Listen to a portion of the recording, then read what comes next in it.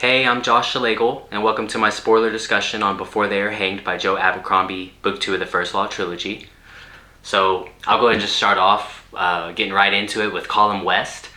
What an amazing POV to follow. Probably my favorite. The chapter called Furious is by far my favorite chapter in this entire book. I loved his character transformation. And I love that we got him as a main character POV. Like, I knew we would get to follow him again, but I thought maybe he'd be like a side character still, kind of like he was in book 1. And then he teams up with the Northmen when they joined the Union, which was great. Great opening as well. But it was just like super exciting to see what was to come when that happened. I love the way it happened, how the Northmen, or the boys, were turned away from the fort I believe they were trying to join. No, they're not in Adua, so whatever fort that they were trying to meet up and join the Union into their armies and ranks, and they were just like turned away, like, we're not looking for your kind of work or whatever. They wind up snatching up Marshal Burr and Colonel West, taking him into the woods to have a conversation, like, we want to join y'all's side. And just the way it was described was hilarious. And I knew it right away because I was like, there's no way that it's Bethed's men, it's got to be them. And Thunderhead is walking through, approaching West, carrying a child, and he lays the child down and throws him next to West, and it winds up being Lord Marshal Burr. And just describing that size difference, right? It was just, I loved it. I just knew we were in for a great ride as soon as I saw that that was what was happening. So going into the fact that we knew he had anger issues from book 1, the whole thing with Artie, and they come up with a plan to take out some of Bethed's men or scouts. And then they, how they always draw up their plan, coming up with the signal and everything like that. The way Black Dow's are slapping West up, right, getting him ready because West is like freezing cold, and Black Dow's telling him like, you're not fighting with us, like, you're just gonna get in the way, like, you're over there shivering, like, are you all right? Like, boom, smacks him in the face, and they're like mid conversation, smacks him again, pushes him on the ground, like, are you hot yet? Like, come on, like, and then the signal goes off and Black Dow just turns and gets ready to go, and West follows, and he's over here biting off an enemy Northman's nose, biting off his face, Mike Tyson style. Black Dow's like, I knew you were mad, I knew I liked you. Furious, that's what I'm gonna call you. And right before this chapter, I was already thinking the way it left off with their POV on what they were gonna leading up to. I was like, man, Colonel West is gonna become a Northman hanging out with these guys. He's gonna become part of the North. He's gonna be one of the boys. So, and it was just an awesome moment. I was super lit, just geeking out about it. So, moving forward though, what I didn't expect was him to murder Prince Ladisla. So he murders Ladisla in an act of righteousness, right? Because Ladisla was like in the act of committing rape and in denial about it. Let's just talk about Prince Ladisla for a moment. What a little spoiled, horrible character. And I love the philosophy of this too, because the Northmen, Three Trees, and all of them are like, why are y'all following this kid? Why is this kid like in command right now?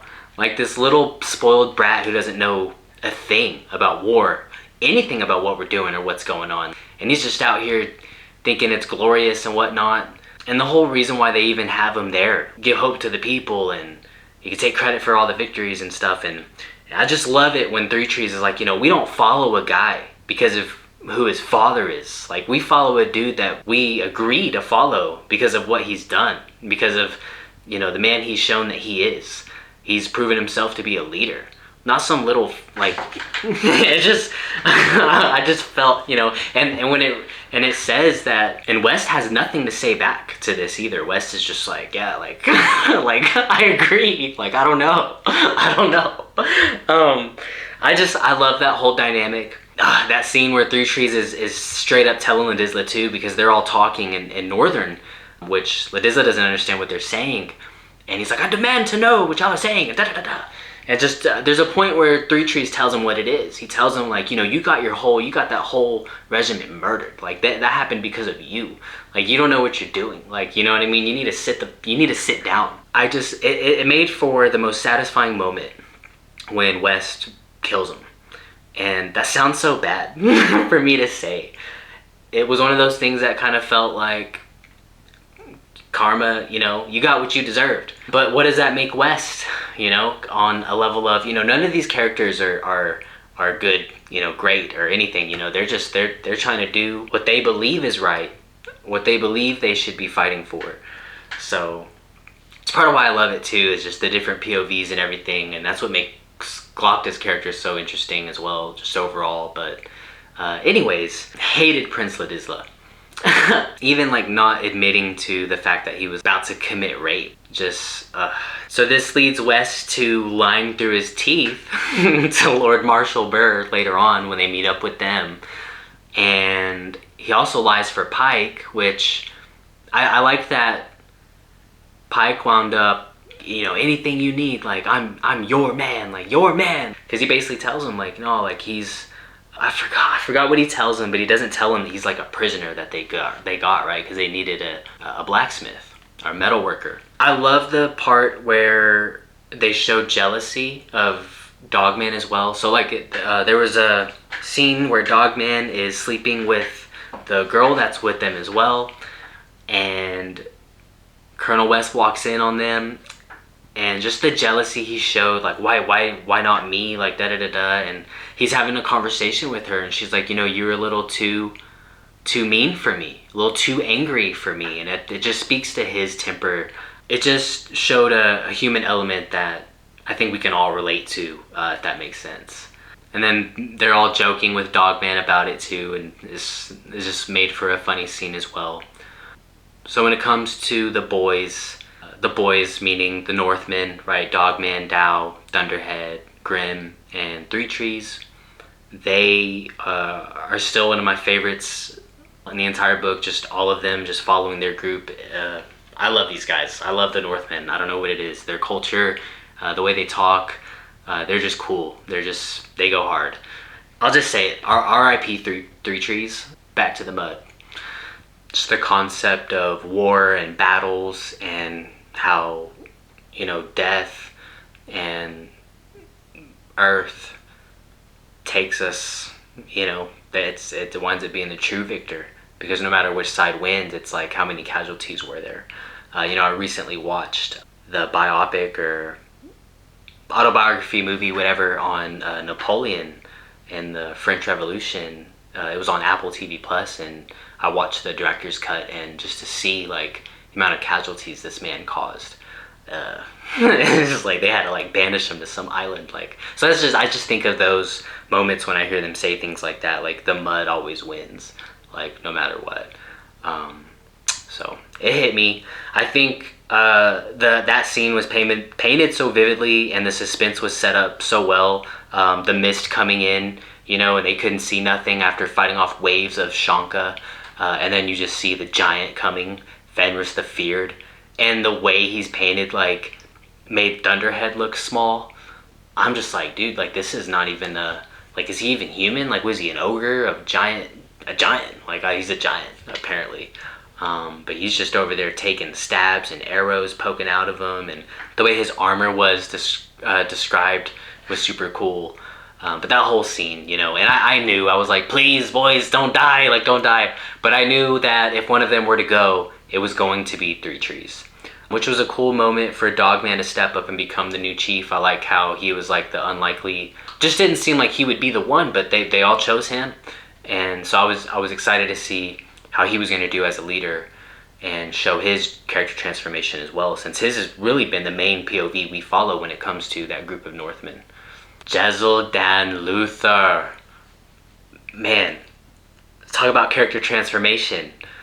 One of my favorite POVs as well. I don't think I liked following his as much as West, and I think it was just because of just what was going on with the overall conflict when it comes to Colonel West and the Northmen, and what they had to deal with in their fight in the North.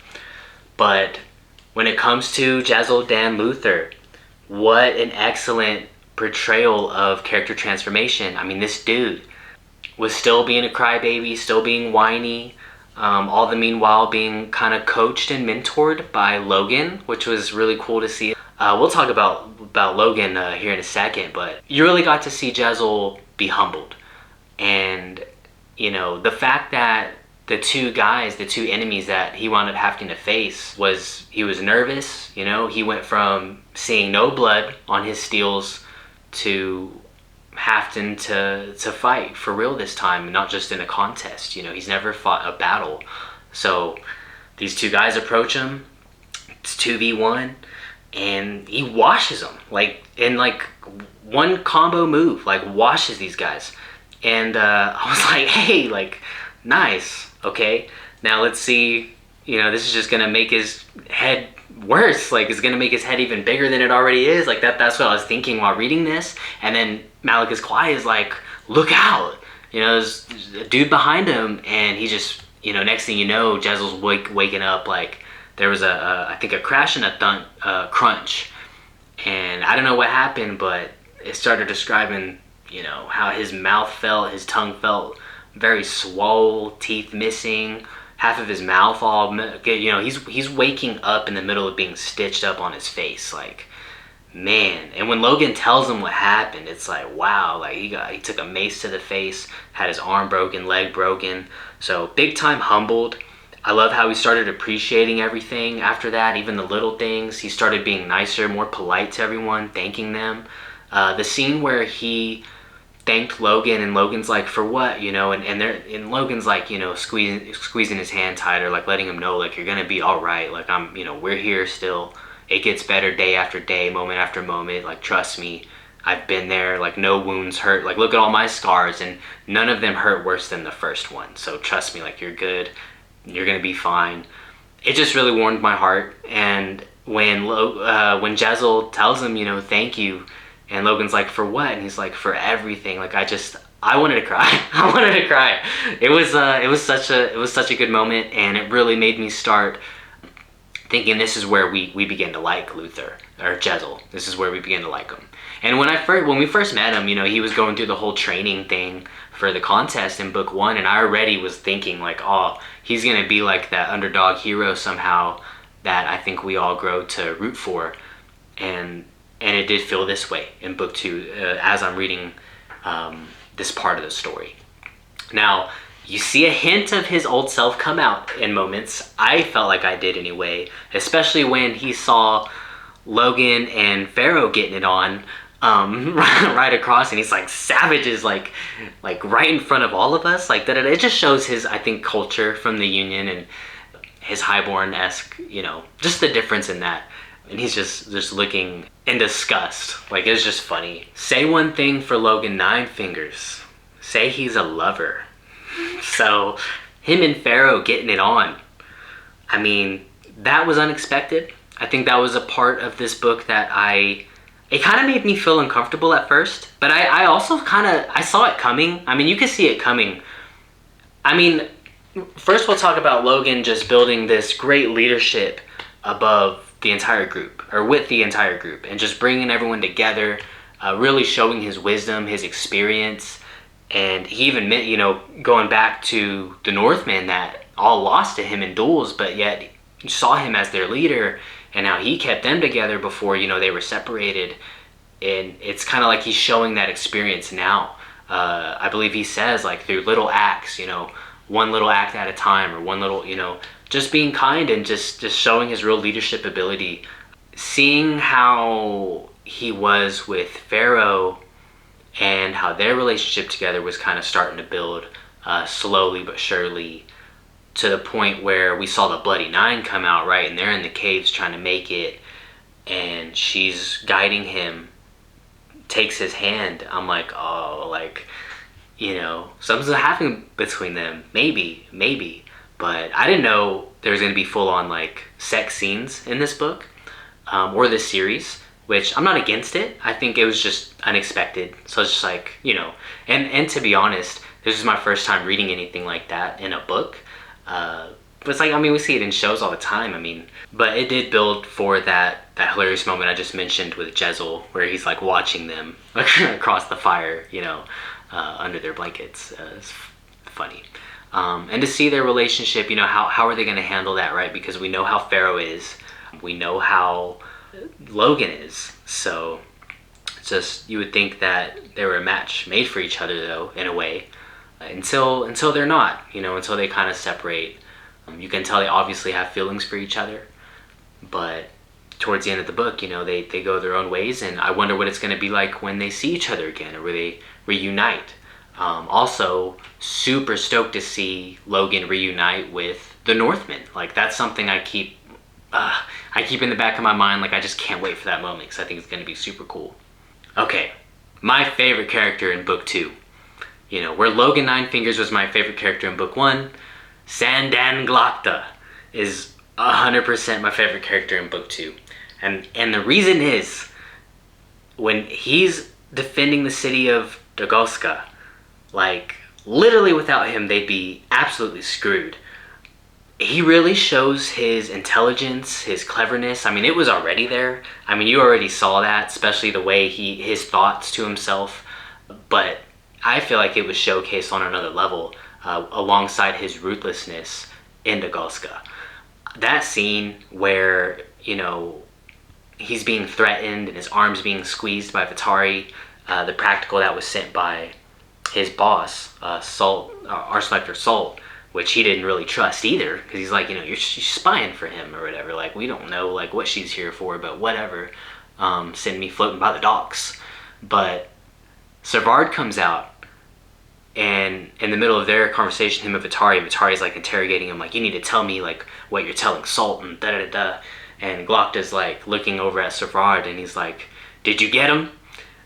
And Savard's like, yeah, like soon as the meeting was over, as soon as he walked out. And so they're talking about the representative for the Gurkish, the enemy, who's trying to break into Dagolska and overtake the city, and waging war on the Union. And while they're doing this, the representative of them is who they're talking about, right? And this is right after Glokta tells all of the council in Dagolska that, don't worry, I'll consider surrender, like I'll think about it.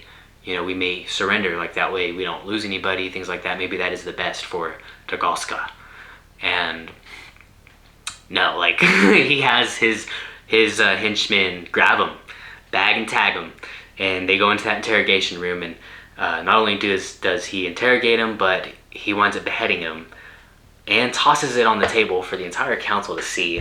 I just, and it's messed up with me to like him for all of this. I just love that grittiness. I love that he's willing to stand, that hard against the enemy, and the way it was done. I don't know. He reminds me of like a Tyrion type of character, but just more brutal, more ruthless. And I love how he's, on a cane, one leg is completely out of commission, and he's missing his teeth, and just the way he is, and he's always being kind of backed into a wall or backed into a corner, or someone tries to intimidate him physically, but he gets out of these situations with his intelligence. I love that about him. And we see moments of a good heart in Glokta as well, right? He cares for Artie. He honors his friendship with West by keeping a lookout for her. When he returns from Dagolska finally, he does that. He keeps his word, and that scene's pretty fun to watch as well.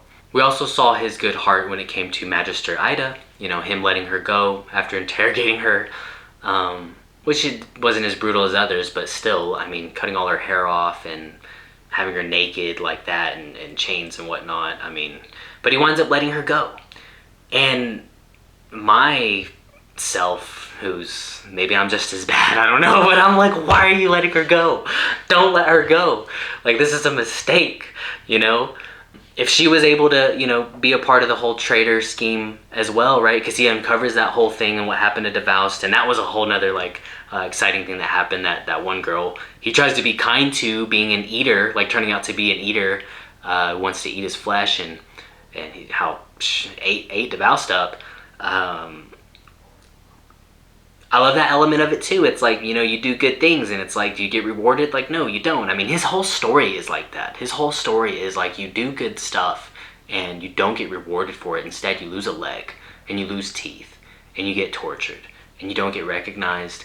You get, they put you in the Inquisition, like you're over here trying to complete an impossible task with saving the city of Dagolska, who's like destined to fail. Like with, it's all bad. It's so bad. But like, I don't know. He let Magister Ida go, and I'm already thinking this is gonna bite him in the butt somehow. Somehow it's gonna come back to him. I don't know. I don't think we touched on it at all in this book. Once he let her go, we don't see her again, but I'm sure she'll turn up in book 3. We'll find out. There's no way she just goes away. And she was like, I have connections everywhere. Like, yeah, she's not going away. And and that's something that makes you wonder, like, why? Like, did you let her go? Maybe just having a soft spot for women, I guess. As he does look out for Artie. You know, who knows? Who knows? Koska, I gotta mention Koska being probably one of the best side characters in this entire book as well. His character was super fun, mercenary, you know, just goes where the money takes him. He's a big reason why Dagolska didn't just fall as well. And I like how Glokta gives the orders to everyone. Like, he tells them all, like, hey, like, Archlector Salt ordered me to leave, and you guys gotta take the last stand. You guys gotta fight till every last man. That's brutal. But right after that, he goes to the, what is he, not the reverend or the priest, but I don't know, the guy who is in charge of the locals of Dagolska, and he basically tells them, like, I would try to strike a bargain for surrender, like, as soon as possible. He's like, even after what you just said to everyone else, he's like, yeah, that way you guys may still have your lives, you know. And that's what I mean, the moments of a good heart in Glokta still remains. And I love how he questions that himself as well, with his, you know, in the midst of his brutality. So, love Glokta, love his character, love his POV chapters are so fun. So, the book ends with him trying to figure out, so the other prince dies, which is crazy. We know there's an eater amongst the inside of the Union in Adua, which, you know, we didn't get to discover who that is. In fact, the bankers who also gifted him a crap ton of gold, like, shut that investigation down. It's like telling him, don't look into it. We got Archlector Salt, who was like, no, like, this is definitely our guy, like, which is, I believe, a representative of Dagolska again, who's come to the Union this time to negotiate and just negotiate peace, just wanting peace to find a way to end the war between them. And even Glokta's like, I know this isn't our guy, this is not our dude, but Archlector Salt is saying, no, this is our guy, and no, we don't need to investigate further. So I'm already like, bro, is Salt an eater? Like, who's the eater? Who's the traitor? You know, and Glokta knows, like, we have not uncovered this, but he has to do what he's told, right? Or he'll you know, body found floating by the docks. So that's how it pretty much ends, with them trying to figure out who's going to become the next leader of the Union, who's going to step into that role of the king, and who's going to, you know, we got to gather votes, like, there's going to be an election and all this, so they got to prepare for that. And yeah, and Glokta's already saying, like, all the betrayal behind the scenes, backstabbing, like, bribing, blackmailing, all this stuff that's about to have to go down for this to come into fruition. So I guess that's what we will be picking up in book 3. Yeah, just the mystery, the question of who's the inner traitor. And just remember what the guy said in book 1. I forget his name, but he winds up killing himself instead of being caught and captured. And he said, like, you want to know the corruption, like, look at the closed council, look to the banks, like, look to the banks, Glokta. So we'll see what's going on with all this. Also, going back to the main questers, right? So Baez and Jezal and Malacus Quai. It ends with them getting to the seed, and it's just a stone. It's just a stone that's nothing, you know, and it's like, what? Like, so I felt like it was kind of anticlimactic in that way, because we're expecting, like, some magical seed or something, like, whatever it is. And this book really focused heavily on the story of Baez, the history of Baez, and how he betrayed, I guess, his master by, like, getting with his daughter, discovering his daughter, you know, going against his master's command or wishes to, like, not look around in the house of the maker or whatever, and he finds his daughter, and they do their thing, and they're together and whatnot. So just that whole story, backstory behind Baez is mentioned quite a bit in this book, and I think that's going to play a major part in the overarching plot to come in book 3. So we'll see what happens there. But the stone or the seed just being a rock, that Baez even like was so upset that he just threw it at the ground and it shatters. It's like, okay. But the one interesting thing for me is that it was handed to Pharaoh, which she was supposed to be the one to carry it all along, but it makes me wonder if there's like something else outside of the stone that was handed to her. And maybe the stone is just like a symbol of it being handed. I don't know. I don't know.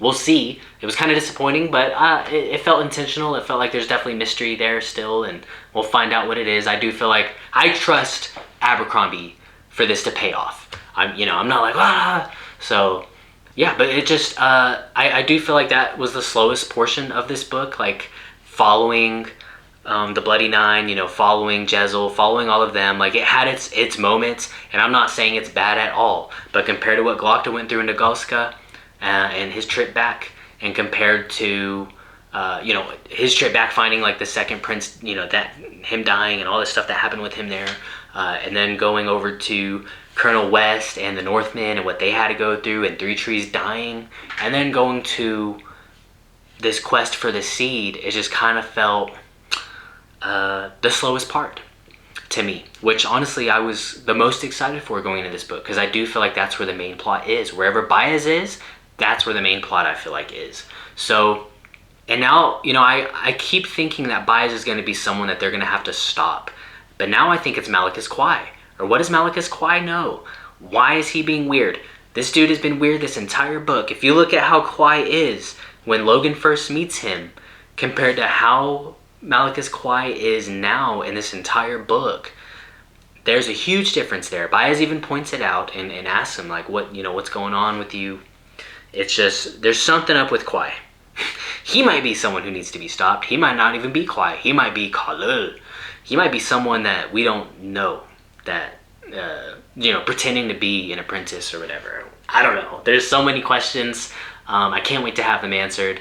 I'm enjoying this entire story so much, every step of the way. Can't wait to see what's to become of Jezal as well, right? When he makes it back home to Aujua, returning from the journey. Can't wait to see what is to become of Dogman as a leader. Can't wait to see if Logen winds up fighting Fenris the Feared and how that goes down. The Bloody Nine versus Fenris the Feared. Epic fight. That pretty much wraps up my spoiler discussion, aka geeking out of this book and this story, and just going over my scenes and my experience with it after the first read through. I mean, even reading the second book, I can see how, reading through the first book, some things you can see, but I feel like a lot of the plot seeds planted are going to be paid off in the third book. I'm so excited for it. So as always, I appreciate you tuning in and watching this long spoiler discussion. Hope you love the book as much as I do. 5 stars across the board. Highly recommend, to any fantasy lover. God, great book. I love it so much. I feel like it's going to set like a standard for like any fantasy book I read. No, I think it'll be fine.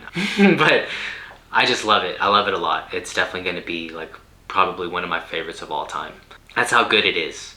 I'd love to know who your favorite character is in book 2, if it changed over from book 1 compared to this one. Also, what your favorite scene of the book was. Let me know in the comments. And happy reading to you. I wish you the best, and I hope you have a great rest of your day.